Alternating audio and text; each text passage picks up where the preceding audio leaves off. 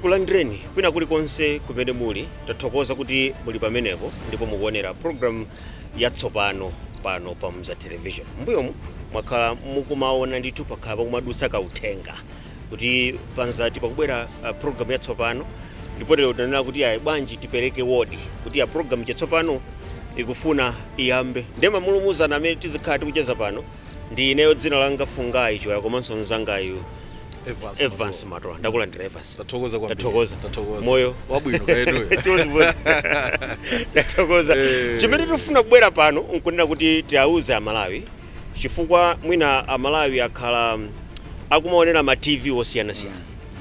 Kumaonera ma program osiyana-siyana. Komano program iyi ndi ya chilendo ndithu pano pakanema.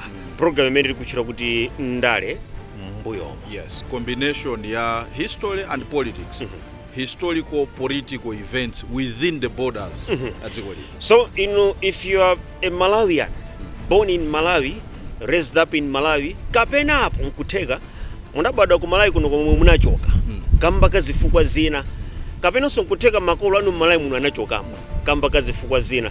Zimene zimene tizikhale tikufufuza kwambiri mu program imene tizinena kuti Ndale Mbuyomu. Inde zitokha kuti zinthu zikuchitika pano. Yes. Koma ngati zili za Ndale ndikuti tizibwera pano nkumafotokoza kuti zinatere. Mina ngopereka chithunzithunzi Evans kuti zina mwa zimene tizikambirana ndi zitizo. Mwachisanzo kuchokera pamene dziko lino linayamba uzilamulira okha. Linatenga ufulu uzilamulira full independence 1964. Yes. Pachitika zambiri mulamuliro oyamba. Yes. Zokhuza Ndale. Yes. Zimenezi tikhoza kukamba nkhani zokhuza Mwanza Mada, nduna zina ndi MP wina kumeneko anaphedwa. Tikhoza kukamba nkhani zokhuza imene panali kagulu kena kakachina chisiza anapangidwa lebo as ma rebels ndi Kamuzu. Ulamuliro umene wakamuzu. Komanso sayo tinali ndi Malawi Young Pioneers. Sitingaiwale. Imene yoyo inachitika mulamuliro wakamuzu. Ndale zakamuzu ndi zambuyo. Ndetu kuzibweretsa pa. Ndipo tizifufuza. Kuti kodi kudachitika chani? Zidatani? Kuti zichitike choncho. Yes. Chifukwa mwina nkutheka ena sitimadziwa kuti gulu lina la anthu Malawi muno linathawa. Linachoka Malawi muno ndikumakakhala m'maiko akutali. Ndife chomwe tifuna kunena kuti tifuna kuwadziwitsa anthu amenewo kuti musangoganiza kuti anthu ajapo choka kunoko adangochoka. Zinakhala bwanji kuti pali mabuku amene analembedwa okhuza nkhani ngati zimenezo. Ndi nkhani zokhuza Crocodiles Are Hungry at Night ya Jack Makwati. Kodi iye chinampangisa ndi chani kuti alembera ndi buku ngati limeneli. Komanso ndi buku limene Dr. Samu Mpaso adalembaso. Zimene zijazo tikhale tikumakubwereserani panopa kuti mudzidziwa kuti mwina makamaka inuyo ana amene ngachichepere amene simmadziwa kuti kodi Ndale zathu zikuchokera kuti tizikhala tikufufuza. Komanso sayiwala kuti president amene alipo pakadali pano Professor Peter Mutharika ndi president wa number 7. Chiyambireni Ndale za ulamuliro odzilamulira okha. So kuchoka pa president woyamba kuzafika pa president wa number 7.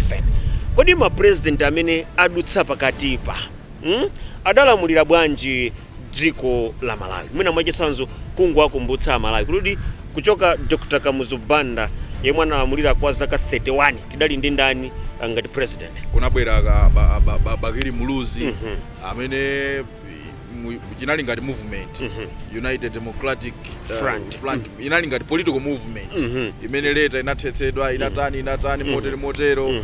Kunabwera kuchoka Bagiri Muluzi kunabwera Bingu. Yes. Bingu anali ndi chipani chake sinatheke. Anapambana pa UDF.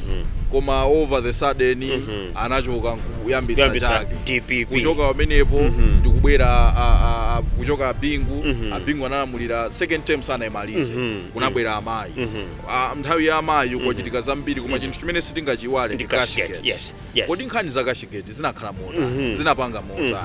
Tikachoka pamenepo kunabwera Apita Mutharika nawonso anali ndi zawo ngati 50 president. Kuchoka pamenepo kunabwera Lazarus Chakwera. Lazarus Chakwera nawonso anali ndi zawo. Kodi zinakhala motani? Zimakhala motani? So ndi bwino chifukwa nthawi zambiri amanena kuti history repeats itself. Tukamba za history. komanso mdziko muno governance imendesedwa ndi ma politicians. Yes. Ndiye kuti pamene tikukumbukira kumene tinachokera tidzaonanso amene akutitsogolera amene anatitsogolera kuti ndi zinthu zimene zinachitika pano koma izizi zizikhala based on zimene zinalembedwa m'mabuku.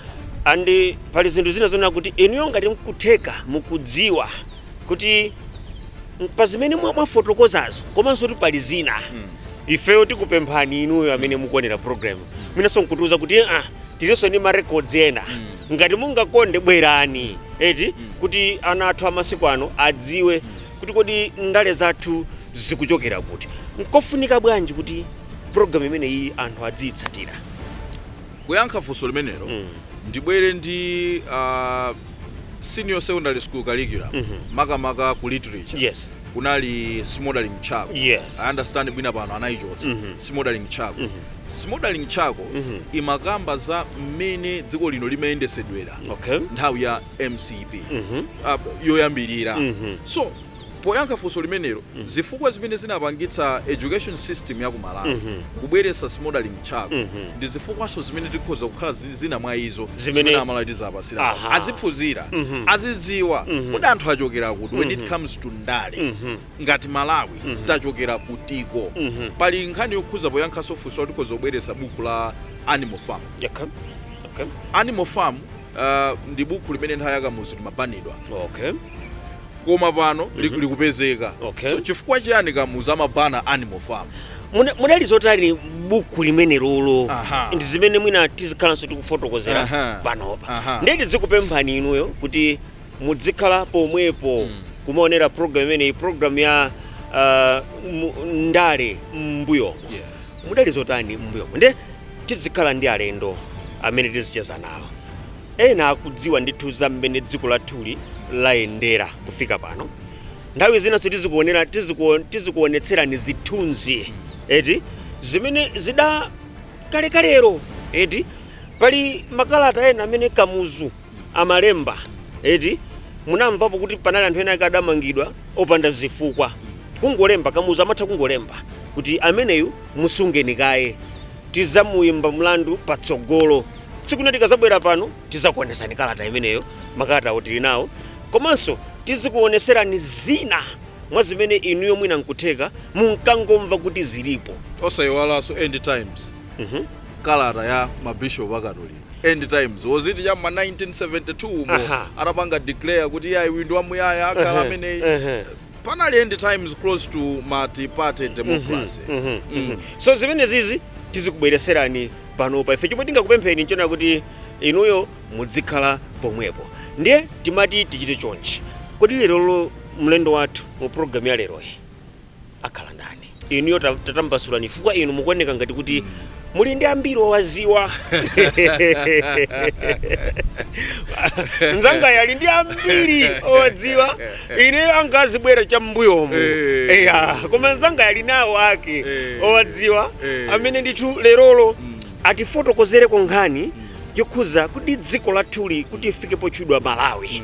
Tiyambira amenepo chifukwa zimamveka kuti poyamba dziko lathuli linkachudwa kuti Nyasaland. Uyu amene abweresa zina loti Nyasa adalinso ndi zifukwa zake zimene achudwa kuti Nyasa. Komano kuti tichoke ku dziko kuti ifike Nyasaland likhale Malawi alipo mamulumuzana amene adzikhala kutithandizira kufukula zimene zozo. Mina tatithandiza lero ti mochepa mungu ti nutsulira chabe potengera kuti tinauza Malawi kuti zimene tizapasira zizikhala zokhuza ndale koma ndale ndi zambuyo. Sitingapange program uyu kuchotsapo historia. Osatheka chifukwa iyeyo ndi amene akudziwa kuti ana inu mukamva zakuti mwina mmangomva mabuku akuti pali anthu ena ake kuti adachita maphunziro a history ya dziko muno history ya kunja they're on a better position kufotokoza bwino kuti akuluakulu tikakamba nkhani yokhuza kamuzu ndi uyu mabuku akuti analemba zakuti kamuzuyo osati maganizo athu. Ndiye kuti ndikwabwino timsokolose historia ameneyi akhale mkuluyu amene adachita maphunziro ake a history ku Zuzu University sizoti tangontola kungofukula kuti akhala ngati inuyo munakhalapo nthawi kamuzu ayi analowera class kupatula pamenepo ndi membala wa Lost History Foundation bungwe limene limakhala zokhuza mbiri ayenu aka ambiri amene akakhala kuti siku limenelo adzuka agona akamazazukanso chimene chimayenda mmutu mwawo kwambiri ndi mbiri basi. Anthu amene wawa ndaja Queen wa ku UK atamwalira Queen Elizabeth ndinazafunsa mwati ngati dziko tikondwera mota anayankhula zosemphana amene anali wankhanza uyu ku Malawi kuno anapanga mwakuti malinga ndi history chifukwa video ya Queen atabwera ku Malawi tili nayo tili nayo ndi chomwe tipange timpempha anzathu Joe Somera chifukwa iye ndamene ali pa kamera ndamene azithandizira kuonesa ina chilichonse kuti Joe Somera pamene tikulandira mlendo wathu pamene akubwera ndikuti ationetsere ka clip kamene ka Queen zakale politics yakale Queen yo akubwera ku Malawi atafika ku Malawi atakumana ndi Kamuzu koma mwina adisanatero kodi munthu amene ndi ndani popeza ma historian tinawo ambiri m'Malawi amene ndimene ndafotokozera muja chingakhale chabwino kwambiri chifukwa kudzera mu program yathu yakufukula mbiri imene akhati kupanga anthu akhala kuyamikira kuti amadzisata so chingakhale chomulemekeza kuti timbweresenso pano apitilize kuti kuwapatsira Malawi zabwino zimene wakhala kuwapatsira koma sizikutanthauza kuti program yakufukula mbiri ndipo ino amene mukuonera tikunena kuti program ndi ndale mbuyo ndi chifukwa tikukamba za zinthu za mbuyo tikutenga munthu amene anadya inki koma yokhuza za mbuyo akudzidziwa sapanga za ndale ndepena muzoona kuti zomwe tikukamba pano kwambiri zikungokhuza ndale za Malawi muno ndi za anthu amene adachitapo ndale m'Malawi muno. Mukamona Evans atabwera ndi agunde omwewo ndekuti tukambirana nkhani zokhuza kufukula mbiri osamasokoneza ndi ine ndangoti agunde ndati agunde dzina ine ndi ndani ndi John Gunde amene ndi ngoni wa mchaumba nthawi zina mabwera ndi kena kakatavala ngoni wa kunchewu koma lerolo akubwera ngati historian yemwe atifotokozere ndiye timpatse mpata kuti amene atifotokozere pamene tikupempha kuti Joe Somera angutipatsako ka video pang'ono kukhuza Queen atabwera ku Malawi kuno.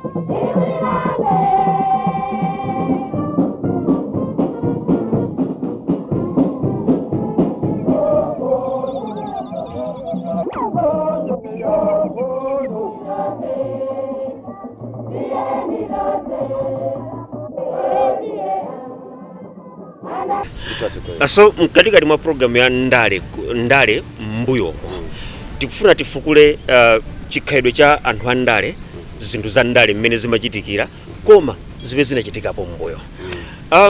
Tiyambire mpona kuti Malawi ngati dziko linali Malawi kapena chinachitika nchani kuti zichitwa kuti Malawi. Mbere foso mwadi fosalo sindikudziwa kuti mwini nthawi yokwanira bwanji kuti titambasule nkhani yonseyi nkhani yokhudza tisanafike ku dziko lakuti Malawi poyamba pa timati Nyasaland ndikhoza kufotokoza zambiri ndikutha tsiku lonse mwinanso kupha mapulogalamu ano ambiri mwachidule chabe kuti munthu amene akuonera pakanema apo amvetsetse ndithu kuti zidatere nde zidazafika potere koma mwachidule. Okay, chabwino. Dziko limene tikuliti Malawi lero ndi dziko limene kuyambira mchaka cha 1891 pa 14 May linakhalapo pansi pa ulamuliro wa dziko la Angerezi aku Britain. That is kuchoka pa 14 May mchaka cha 1891. Ndimene Angerezi aku Britain amana kuti dziko litikulitenga kuna alibe dzina leni logwirika loti tikhoza malitchula dzikoli. Ngati zina alipo amakhala kuti ndi ma kingdom zokha, Maravi kingdom, Chikula Maembe kingdom, kunali Mberwa, Masekongoni, onse onangati ma kingdoms. Kuma mmene Angerezi amatenga dziko limchaka cha 1891 anaganiza kuti tsopano tatenga malowa ndi malowa tidzatchula kuti chani. Dzina limene linayamba kubwera m'maganizo mwawo ndi dzina lakuti Nyasaland. Kuma mu 1891 nkuti dzina lakuti Nyasaland lilipo kale. Chifukwa missionary oyambirira amene anabwera kuno ku Malawi komanso explorer Dr. David Livingstone amene yuyu atafika no ku Malawi mzaka zama 1850 1860 atafika malo oyambirira naona nyanja ya Lake Malawi atawafunsa anthu a mtundu wachiyawo iwo namuwuza kuti imene pa chilankhulo chathu timati Nyasa, that is nyanja pachichewa. Zinampatsa chidwi kwambiri dzina limeneyo. Ndiye iyeyo anangulisunga dzinali ndiye ananena kuti ndi imene dzinali andipatsira mtundu wa yawo bwanji malo awa tingoatchula kuti ikhale kuti Nyasaland. Mulongoti sanamvesese kuti Nyasayo ndi nyanja. Maona? Ndiye mu 1891 mmene tsopano ma British anayamba kukhala ndi chidwi kuti tsopano bwanji titengenso dziko la Nyasaland mmene makwanitsa kutenga dziko la Southern Rhodesia komanso Northern Rhodesia aphatikiziranso kunonso kuti tikufunitsitsa ndithu kuti malo amenewa akhale m'manja mwa boma la Angerezi ndi pamene anabwera ndi dzina lakuti malowa territory imene tichita kuti Nyasaland. Ndiye mukandifunsa za dzina lakuti lisanabwere Malawi linabwera bwanji linkatchedwa kuti Nyasaland right away from 1891 chifukwa cha ayawo amene azungu anawapeza. Now fast forwarding kuti no tifike pana kuti tangatukamba za ma 1890s kuti no lisintheno kuchoka ku Nyasaland lifike ku Malawi ndesa amenepa pali nkhani yaikulu ndithu zidatani. Angerezi wamene amatenga dziko from 1891 ulamuliro wawo unatha mchaka cha 1963. 1963 chifukwa that was on pa 1 February mchaka cha 1963 mmene munkuti tsopano ndali za dziko la Malawi zayamba kusintha chifukwa kuyambira mzaka za ma 1940 50 komanso early 1960s ndi pamene anthu achikuda ankalimbana ndi ulamuliro wa Angerezi kuti mwatikwana kuno mukutizunza bwanji dzikoli mutisiyire anthu achikuda tidziyendetsa tokha.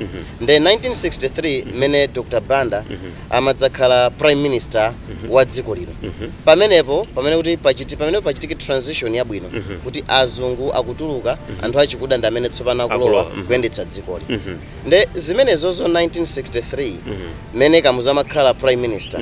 1964 mmene timalandira independence yathu pa 6 July ndi tsiku limene Dr. Banda anapanga propose kuti dzina lakuti Nyasaland lithe chifukwa anadziwa kuti dzinalo silikupanga represent mitundu yonse ya anthu amene akupezeka kuno koma tilipatse dzina limodzi ndi pamene analitchula kuti dzinali likhale Malawi. Dr. Banda potchula kuti dziko likhale Malawi panali zinthu zambiri zimene iyeyo anaonekera. Zina mwa izo anaona kuti iye ngati munthu wa mtundu wa chichewa dzina linali lochokera ku mtundu wa Amaravi. Amaravi ndi ndani? Amaravi ndi mtundu wa anthu umene unafika Malawi muno mzaka za ma 1400. Ndi mmodzi mwa mitundu yoyambirira kufika Malawi muno kuphatikizapo ndi mtundu wa Tumbuka.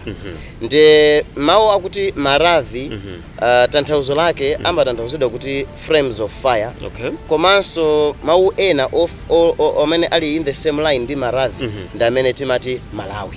Ndi mmene Dr. Banda amatenga dzina lakuti Malawi sikuti zinali zachilendo limapanga represent zinthu zimene zinalipo kale ngakhale ma British asanafike. Ndakambapo za mtundu wa Maravi umene unafika mdziko muno mzaka za ma 1400 ndi dzina limene linalipo. Ndi Dr. Banda anafuna kugwiritsa ntchito dzina limene anthu achikuda amaligwiritsa ntchito osakhala lachitonzonso koma lopereka ulemu komanso loonetsa kuti ndi dzina limene likuyimirira anthu achikuda. Chifukwa 1964 pa 6 July mmene timayendera fulo dzina mulira mmene Dr. Banda pa Kamuzu Stadium amalumbiritsidwa kuti iye ndi president oyambirira wa dziko lino wachikuda anapanga adopt dzina limene lakuti Malawi.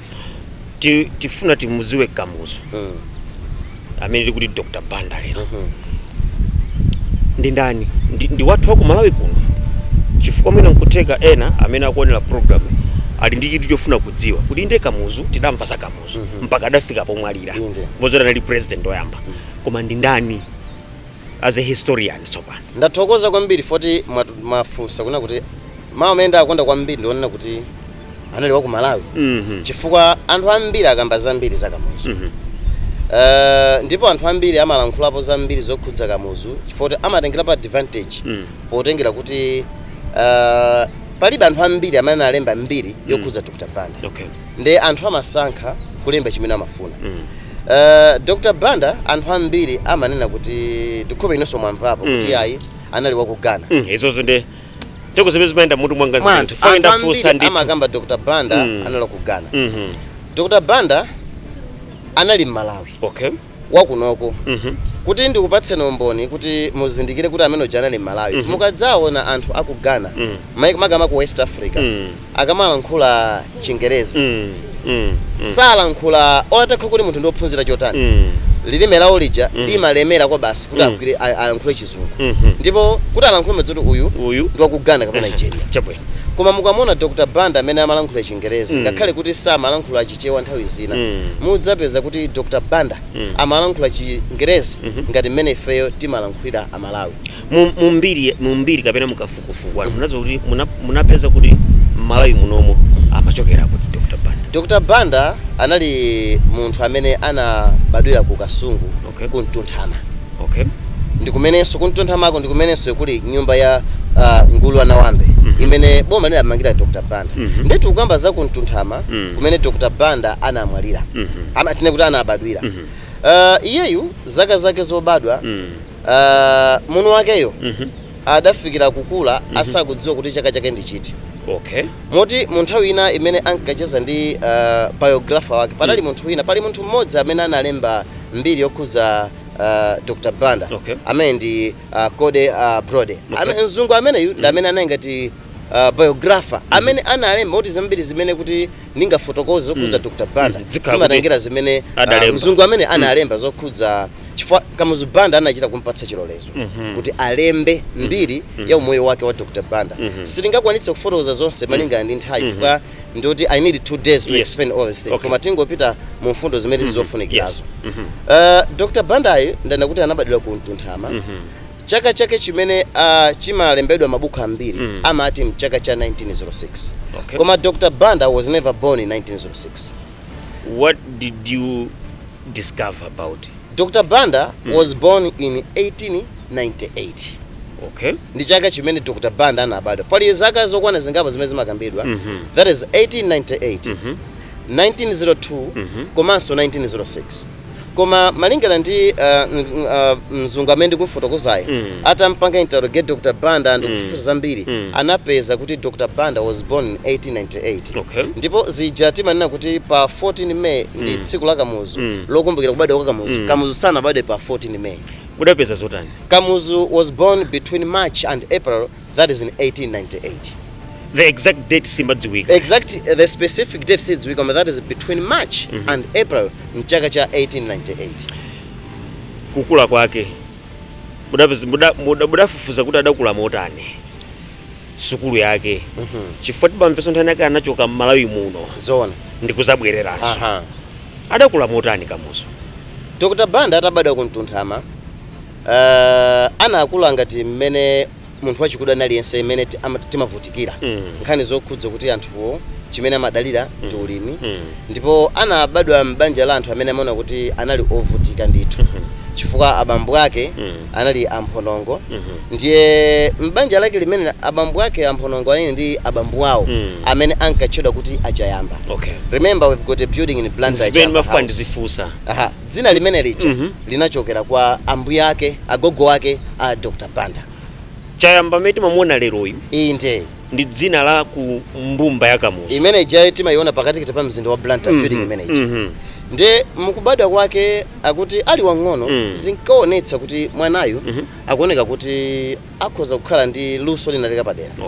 chifukwa kuti nthawi zambiri amakonda kukhala ndi agogo ake amene nafuta kuzachayamba amene amamphunzitsa nkhani zokhudza moyo womayenda bwanji kumphunzitsa kugwira ntchito komanso kuti nthawi zambiri amakonda kudzipangira sopo ochapirayo moti anthu ambiri kuntunthama madabwa naye kuti mwana amene bwanji sopoyu singati imene tipangira masiku ano imene tichapirayo chifukwa nthawi imene tikuyamba zoti ngakhale kulibe kampani yopanga sopo akuti amakonda kwambiri kuweta mtengo wa chitimbe akuti mtengo wa chitimbe uja tikhupa mukudziwa chitimbe chija kuti makamaka chimene chimaona kuti ncha green chosakhwima chicha timathyola zimene zija ndikusinjasinja akuti zimatuluka 12 zene zimene zija mmatha kuchapita zovala so akuti Dr. Banda zimene ankapanga zinali ziti zimenezo mmene tinkafika tsopano mzaka za ma 1905 ndikanyamata ndithu unapezeka kuna kuti Dr. Banda uja anadzayamba sukulu ndipo sukulu yoyambirira imene inalipo inali kuntunthama komweko ndipo sukuluyi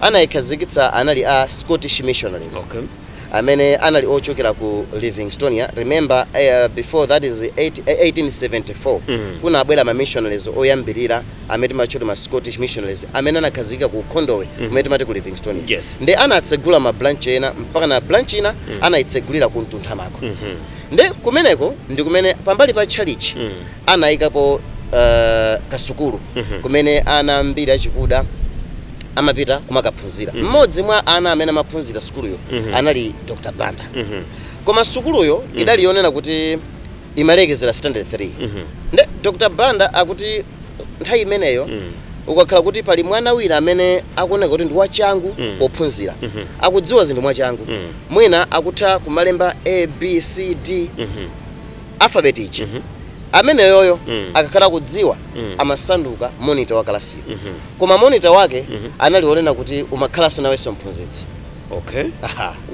ndiwe mphunzitsi ndiwe mwana sukulu koma ifuti ukuphunzira zinthu mwachangu ukudziwa kuwerenga kuposa ena pofuna kuchepetsa ntchito ya aphunzitsi angerezi mana ali pa nthawi imeneyo iweyo mwana wa sukuluwe umatengedwa kuti ukhala mphunzitsi wanzako ndipo Dr. Banda anali mmodzi mwa ana amene amadziwa kuwerenga mwachangu ndipo anamsankha kuti akhala mphunzitsi pa sukulupo adziphunzitsa anzake amene zikuona kuti kuwerenga kukuwavuta ndiye sikuti zimakhalanso zaulere zimakhala kuti umapatsidwa ndalama about 2 shilling by that time ya nthawi imeneyo chabwino akuti umapatsidwa 2 shilling ya nthawi imeneyoyo so tayamba kumukumba Kamuzu kumudziwa Kamuzu for today tirekeze pamene popo tikunena kuti ndale mbuyo nde tadziwa kuti kodi mprogramu ya lero tadziwa kuti kodi chenicheni chimene timafuna kuti mudziwe za programu ndi chani